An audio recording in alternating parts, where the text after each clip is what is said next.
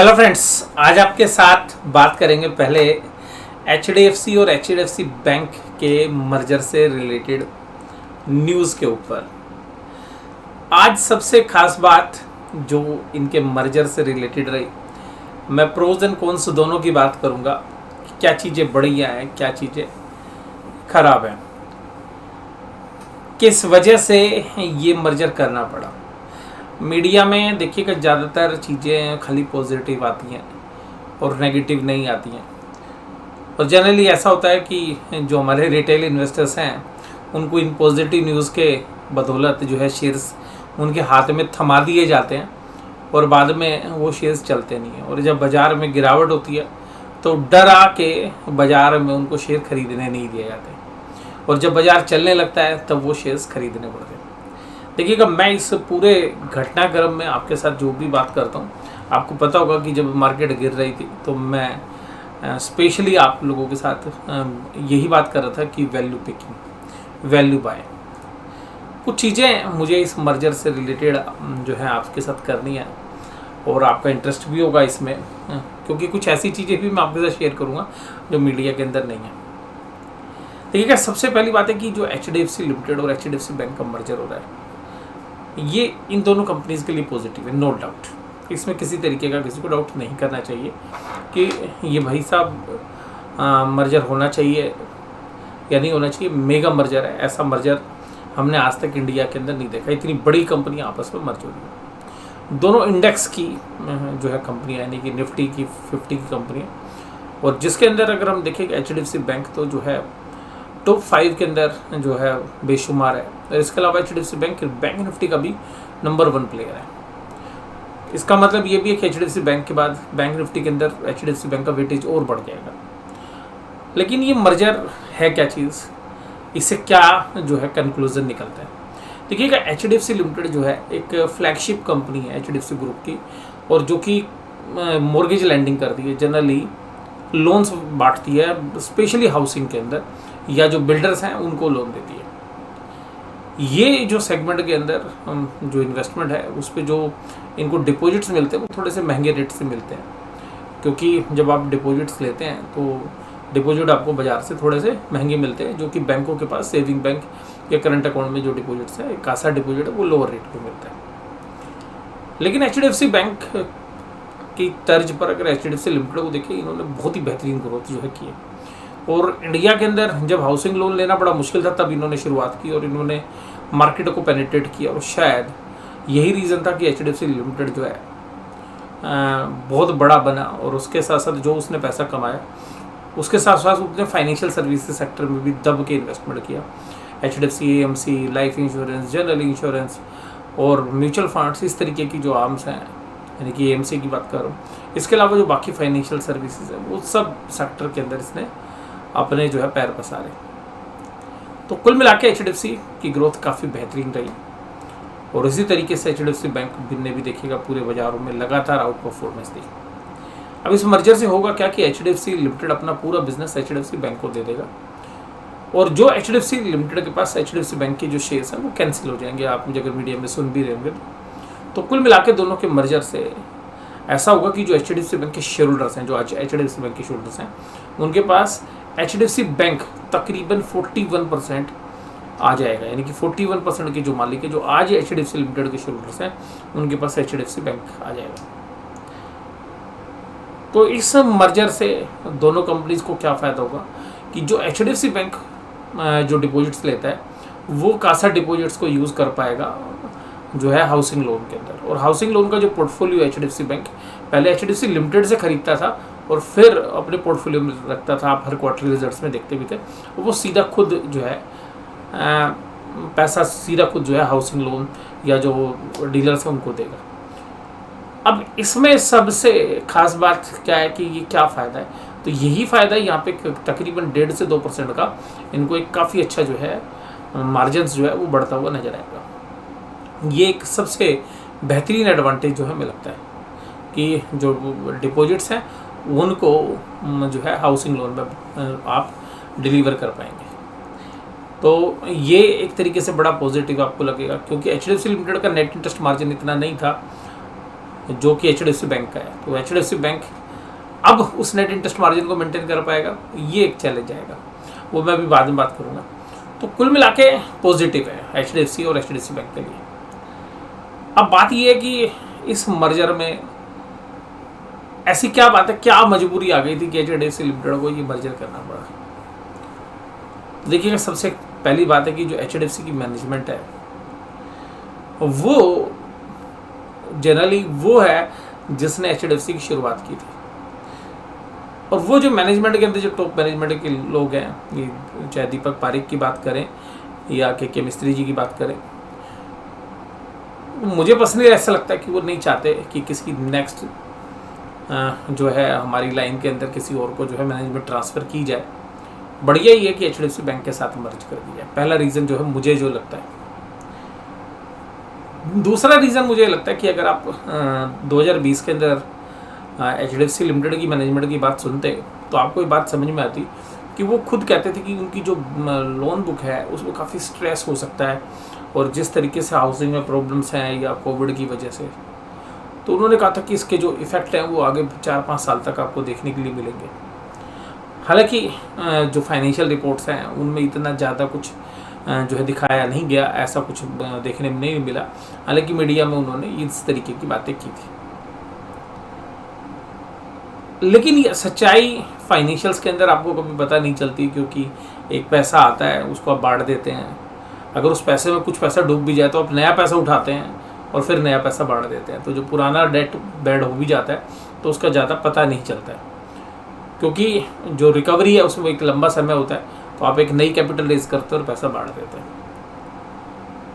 तो शायद HDFC management को ये लगता है, पता होगा कि भाई साहब उनके बिजनेस में अब वो स्मूथनेस नहीं है जो आज से 15-20 साल पहले होती है। अगर आप HDFC के अलावा बाकी हाउसिंग फाइनेंस कंपनीज को भी देखेंगे तो जिस तरीके से दीवान हाउसिंग फाइनेंस की परफॉर्मेंस आपने देखी कि किस तरीके से घोटालेबाजी हुई, और दीवान हाउसिंग फाइनेंस के शेयर होल्डर्स का क्या हुआ, तो वो उनका कैपिटल तबाह हो गई। इंडिया बुल्स हाउसिंग फाइनेंस में भी आप देखें तो उसने भी अंडर परफॉर्म किया है। जो शेयर्स 1200-1500 रुपये में ट्रेड होता था वो भी शायद 200 रुपये के भी नीचे ट्रेड हो रहा है। सिमिलरली अगर आप देखें LIC हाउसिंग फाइनेंस, जो एक फ्लैगशिप कंपनी है LIC की, तकरीबन LIC 40% हिस्सा रखता है, उसने भी कोई परफॉर्मेंस नहीं दी। तो इसका मतलब है कि जो दीपक पारेख जी बोल रहे थे वो वास्तव में चीज़ें सच होती हुई नजर आई। अब पिछले हफ्ते के दौरान जो हुआ वो सबसे खास बात है। पिछले हफ्ते के दौरान क्या हुआ कि सुपर टेक जो नॉर्थ इंडिया के अंदर काफ़ी बड़ा बिल्डर है, उसकी जो प्रेजेंस है, तो उसको इंसॉल्वेंट घोषित करने की प्रक्रिया शुरू हो गई, यानी उसके दिवालिया की प्रक्रिया। और HDFC लिमिटेड जैसी जो ऑर्गेनाइजेशंस हैं या जो बाकी कंपनीज, ये बहुत सारे ऐसे बिल्डर्स को इन्होंने पैसा दिया हुआ है। मैं ये नहीं कह रहा कि सुपर टेक को दिया हुआ है, बट ऐसे बिल्डर्स को पैसा दिया हुआ है जहाँ पर की रिकवरी काफ़ी जो है ना के बराबर है या होगी नहीं, तो वहाँ बहुत पैसा डूबा है। तो बहुत सारी ऐसी जो असेट्स हैं वो अभी भी शायद आगे चल के प्रॉब्लम क्रिएट कर सकती हैं। तो ये एक चैलेंज था HDFC लिमिटेड के लिए, इसलिए उनका चलो जी बैंक के साथ मर्जर करो। इसके अलावा जब येस बैंक का एपिसोड आया है, येस बैंक का एपिसोड हुआ, तो जो परपेचुअल डेट है वो कैंसिल हो गए थे, और तकरीबन जो परपेचुअल डेट के जो होल्डर्स थे उनका नुकसान हुआ। उसके बाद एक सेंटिमेंटल इम्पैक्ट ये हुआ कि NBFCs को कैपिटल रेज करने में प्रॉब्लम आने लगी कि परपेचुअल डेट जो है वो नहीं मिल रहा है या महंगा मिल रहा है। उसके बाद अगर आप देखें कि US के अंदर जो रेट ऑफ इंटरेस्ट बढ़े, और इंडिया के अंदर भी रेट ऑफ इंटरेस्ट चाहे सरकार ना बढ़ाए, लेकिन सभी बैंकों ने अपने FD के रेट्स बढ़ाए हैं, बैंक FD के रेट्स, तो उससे आप अंदाज़ा लगा सकते हैं कि कुल मिलाकर रेट ऑफ इंटरेस्ट राइजिंग की तरफ है। तो आज की डेट में HDFC लिमिटेड जैसी या बाकी NBFCs को कैपिटल रेज करने में बड़ी दिक्कत है, और कैपिटल रेज भी हो रही तो बड़े महंगे रेट पे हो रही है। अगर उसको फिर हाउसिंग लोन में आप देंगे 6-7% में, तो नेट इंटरेस्ट मार्जिन क्रिएट नहीं होगा। तो HDFC के पास ऐसे रीजंस थे जिसकी वजह से उसको लगा कि भाई या तो आज HDFC इन वैल्यूशंस के साथ किसी को दे दिया जाए, नहीं आगे चल के फ्यूचर्स जो है वो काफ़ी चैलेंजिंग है, फ्यूचर जो है काफ़ी चैलेंजिंग है। तो जो ये रीजंस मैंने आपको बताए, मुझे लगता है कि ये रीजंस जो हैं काफ़ी वैलिड रीजंस लगते हैं मुझे, जिसकी वजह से HDFC की मजबूरी थी कि HDFC बैंक के साथ मर्जर किया जाए। एक एनालिसिस्ट जो है ये बोल रहे थे कि ये बहुत बढ़िया हुआ कि HDFC बैंक को, तो देखिएगा एक बार HDFC limited without any premium मिल गया, यानी कि जो मार्केट भाव था उसी भाव पर आपको मिल गया। बट माय डियर, मुझे पर्सनली ऐसा लगता है कि HDFC के पास बहुत सारे ऐसे रीजंस थे कि जो उनको ये जो वैल्यूशंस मिल रही है वो मार्केट में अच्छी कंडीशंस होने की वजह से मिल रही है। यानी कि जिस तरीके से बाजार गिरने के बाद भी अगर जो तेजी रही तो उन सब की वजह से HDFC को जो वैल्यूशंस मिल रही है वो रीजनेबल वैल्यूशंस थी और उन्हीं वैल्यूशंस के ऊपर मर्जर हो रहा है। और HDFC लिमिटेड के जो शेयर होल्डर्स हैं उनके लिए तो बड़ी विन विन सिचुएशन है कि भाई साहब वो सारी होल्डिंग जो है HDFC लिमिटेड के जो शेयर होल्डर्स हैं उनको HDFC बैंक की मिल जाएगी। तो कुल मिला के HDFC के शेयर होल्डर्स के लिए काफ़ी पॉजिटिव है, मुझे पर्सनली ऐसा लगता है। अब दूसरी बात है कि HDFC बैंक के लिए भी अच्छा है या खराब है। देखिएगा HDFC बैंक के लिए इतना शायद अच्छा नहीं है जितना HDFC के लिए। मैं आपको रीजंस बताता हूँ। देखिएगा अगर HDFC बैंक की बुक्स में लोन पोर्टफोलियो हाउसिंग लोन का ज़्यादा होता है। जनरली HDFC बैंक रिटेल में काफ़ी अच्छी प्रेजेंस है और जहाँ पर ये बहुत अच्छा नेट इंटरेस्ट मार्जिन अर्न करते हैं। अगर HDFC बैंक की बुक में जो मॉर्गेज लोन बुक है यानी कि जो हाउसिंग लोन है वो अगर बढ़ते हैं तो होगा क्या कि वो रेट ऑफ इंटरेस्ट वहाँ पे काफ़ी कम होता है। तो जिस तरीके से हाउसिंग फाइनेंस कंपनीज को जो वैल्यूशंस मिलती है वो कम मिलती है, अगर HDFC बैंक में हाउसिंग लोन का पोर्टफोलियो बढ़ता है तो उसकी वजह से इनको अपने रिटेल सेगमेंट के अंदर से कॉम्प्रोमाइज़ करना पड़ेगा। तो ये जो रिस्क है वो हमें लगता है कि जो नेट इंटरेस्ट मार्जिन है HDFC बैंक के लिए कम हो सकता है। ये एक बिग नेगेटिव है HDFC बैंक के लिए। दूसरी बात ये है कि देखिएगा जो डिपॉजिट्स आप एक्सेप्ट कर रहे हैं उसका एक पर्टिकुलर रेशियो आपको SLR में मेंटेन करनी है, तो वो तो अभी भी मेंटेन करनी है। तो HDFC बैंक के पास इतना पैसा नहीं होगा कि वो सेम रेशियो के अंदर हाउसिंग भी कर ले और बाकी जो सेगमेंट है लोन्स के वो भी कर ले। तो कहीं ना कहीं रिटेल के अंदर कॉम्प्रोमाइज़ करके जो है उनको हाउसिंग लोन में जाना पड़ेगा। तो रिटेल का मार्जिन घटेगा और हाउसिंग में जाना पड़ेगा। तो रिटेल में कम काम होगा तो हाउसिंग में ज़्यादा करोगे। तो अल्टीमेटली HDFC बैंक के लिए इतना पॉजिटिव नहीं है जितना HDFC के शोल्डर्स के लिए। उसके बाद अगर हम वैल्यूशंस को भी पैरामीटर्स देखें तो HDFC बैंक के लिए शायद ज़्यादा इतनी अच्छी सिचुएशन नहीं है।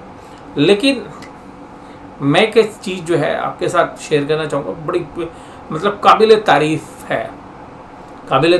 वो क्या है वो मैं भी आपके साथ शेयर करूँगा। देखिएगा HDFC के जो 42 शेयर्स हैं, फॉर एवरी 25 शेयर्स HDFC के शेयर्स को हर 25 के बदले में 42 शेयर्स मिलेंगे, यानी कि जो मार्केट में रेट चल रहा था उसके हिसाब से वैल्यूशंस मिलती हुई आपको नज़र आ रही है। तो कुल मिलाकर मुझे ऐसा लगता है कि HDFC लिमिटेड के लिए बहुत अच्छा है, HDFC बैंक के लिए तो थोड़ा सा जो है हमें नकारात्मक ही लगता है। और हालांकि इन दोनों की परफॉर्मेंस से पीछे शेयर बाजार में इतनी अच्छी नहीं रही जो आप लोग जानते भी हैं। तो शायद एक बूस्टअप मिल गया आज बाजार के अंदर और दोनों 10% से ज़्यादा की तेज़ी के साथ आज काम करते हुए नजर आए। बट HDFC के लिए शायद ज़्यादा पॉजिटिव है, HDFC बैंक के लिए शायद इतना जो है पॉजिटिव नहीं है कुल मिलाकर, जो मेरा मानना है। लेकिन मैं इन दोनों मैनेजमेंट की तारीफ़ करना चाहूँगा, बहुत ही बेहतरीन चीज़ जो है इन्होंने आज की है वो मैं आपके साथ शेयर करना चाहूँगा। जनरली कुछ भी किसी भी कंपनी के बारे में कुछ होता है तो उसकी सुगबुगाहट बाजारों को हो जाती है। आप कहोगे सर 4-5 दिन से तो FIIs खरीद रहे हैं तो इसका मतलब तो इनको भी सुगबुगाहट थी। नहीं, मुझे ऐसा नहीं लगता, क्योंकि अगर उनके दोनों के शेयर्स प्राइस की मूवमेंट देखोगे तो मार्केट में जिस तरीके से बाकी शेयर्स की मूवमेंट थी उसी तरीके से रही है। तो मुझे ऐसा नहीं लगता। इन्होंने सबसे खास बात क्या की, देखिएगा आज की तारीख है 4 तारीख, 2 दिन की छुट्टी थी, 2 दिन की छुट्टी थी, सैटरडे और संडे। इन्होंने जो भी कुछ कार्रवाई की वो बहुत ही शॉर्ट पीरियड में की और इन्होंने बाजार के अंदर भनक नहीं लगने दी। यानी कि अगर आपको शुक्रवार तक भनक नहीं थी बाजार में किसी को, और अगर शनिवार को हो भी जाती है या संडे को हो भी जाती है, क्योंकि जो मीटिंग्स होनी है, जो पेपर्स ड्राफ्ट करने हैं, जो कॉन्फिडेंशियल होते हैं, वो भी कहीं ना कहीं FIIs को या बड़े इन्वेस्टर्स को लीक होने की चांसेस रहते हैं। अगर मान लीजिएगा आपने कार्रवाई शुक्रवार के बाद की और किसी को भनक तक नहीं लगने दी और शुक्रवार की शाम को मान लीजिए जैसे बाजार 3:30 बजे बंद हुए और उसके बाद आपने ये कार्रवाई शुरू की होगी, और जो ड्राफ्ट पेपर आए वो आज सुबह आ गए, यानी कि बाजार खुलने से जस्ट पहले, यानी कि मार्केट आवर्स पे नहीं आए, तो कंपनी की मैनेजमेंट की ये तारीफ करनी पड़ेगी कि उन्होंने ये सारी चीज़ें बड़ी कॉन्फिडेंशियल रखी और बाजार को उसकी भनक तक नहीं होने दी कुल मिलाकर। और जो पेपर्स हैं उस पर आप देखेंगे भी कि जो वर्ड्स लिखे हुए हैं क्लासिफिकेशन कॉन्फिडेंशियल, तो जो चीज़ें इन्होंने स्वैप रेशियोज के बारे में, मर्जर के बारे में की, वो जो है काबिल तारीफ थी। अब देखिएगा इनको जो परमिशन हैं वो लेनी पड़ेंगी RBI से, IRDAI से, यानी कि insurance regulatory development authority of India से, competition commission of India CCI से, SEBI से, स्टॉक एक्सचेंज से। तो टाइम तो लगेगा इस प्रोसेस में, और टाइम अच्छा खासा लगेगा। और मैंने जैसे आपको बोला कि HDFC ऐप का देखिएगा जो रिटेल पोर्शन है वो 28 है, आगे चल के कितना हो जाएगा, 21 हो जाएगा, जो मैं आपके साथ बात कर रहा था। दूसरा जो मोर्गेज का परसेंटेज है वो 11 है और ये 33 है। देखिए कि रिटेल में क्या करते हैं, 12% एवरेजली ये इनके पास रिटर्न्स आ जाती है रिटेल में, क्योंकि 12, 15, 18, 20, 21 तक ही देते हैं। लेकिन मोर्गेज वाले में क्या है 6, 7, 8%। तो अल्टीमेटली नेट इंटरेस्ट मार्जिन घटेगा इस पोर्शन में। ये मुझे मेजर जो है डिफरेंस लगता है, जिसकी वजह से हमें ये लगता है कि HDFC लिमिटेड के लिए ज़्यादा अच्छा है बजाय कि HDFC बैंक के। और इसके साथ साथ एक और भी चीज़ें हैं, देखिएगा जब परमिशंस की बात आएगी तो जनरल इंश्योरेंस या लाइफ इंश्योरेंस या इन्वेस्टमेंट प्रोडक्ट्स जैसे जो बिजनेस है वो शायद परमिशन के दायरे में से कुछ रिस्ट्रिक्शंस रेगुलेटर्स लगाते हुए नजर आए। तो ये जो मर्जर है उसमें भी, परमिशन में भी थोड़ा सा हमें लगता है कि कुछ चीज़ें जो हैं इफ़ एंड बट्स हो सकती हैं। ये भी एक हमें चैलेंजिंग लगता है, लेकिन कुल मिला के काफ़ी पॉजिटिव आउटकम है। और इसमें कितना टाइम पीरियड लगेगा, तो Q2 ऑफ या Q3 ऑफ फाइनेंशियल ईयर 24 तक जो है कंप्लीट होने की संभावना है, यानी कि अगले साल जो है जून के आसपास से लेके और सितंबर तक जो है ये कंप्लीट होने की जो है चांसेस हैं, अगर कोई हर्डल्स अगर बीच में नहीं आती हैं। तो नॉर्मल प्रोसीजर है वो जो है कंपनी फॉलो करने वाली है। तो आपको ये जो है रीज़न्स या जो मेरा एनालिसिस है ये आपको कैसा लगा HDFC बैंक और HDFC बैंक के मर्जर के बारे में, क्योंकि जनरली सारे जो म्यूचुअल फंड्स हैं वो सब इसमें इन्वेस्टेड है। हालांकि इसमें एक चीज़ और होगी कि जब दोनों कंपनी मर्ज हो जाएंगी तो म्यूचुअल फंड्स जो दोनों HDFC बैंक और HDFC लिमिटेड को अलग अलग ओन करती थी, उनको अपनी शेयर होल्डिंग घटा के 10% लानी पड़ेगी। तो वहाँ से भी एक सेलिंग प्रेशर आपको देखने के लिए मिल सकता है। बट मुझे पर्सनली ऐसा लगता है it is not good for HDFC bank, but it is good for HDFC limited. HDFC limited में जो भी मतलब बैलेंस शीट में या जो भी प्रॉब्लम्स थी वो शायद वो सारी की सारी जो है HDFC बैंक में ट्रांसफ़र होती हुई नजर आएंगी। हालांकि HDFC लिमिटेड के पास जो असेट्स हैं वो काफ़ी बेहतरीन असेट्स हैं, वो शिफ्ट होंगी, लेकिन कंसिड्रेशन भाई साहब उसी हिसाब से ले रहे हैं। तो मुझे पर्सनली ऐसा लगता है कि देखिएगा मीडिया में तो चल रहा है कि दोनों के लिए विन विन सिचुएशन है, बट मुझे पर्सनली लगता है कि HDFC लिमिटेड के लिए विन विन सिचुएशन है, लेकिन HDFC बैंक के लिए शायद इतनी फेवरेबल नहीं है।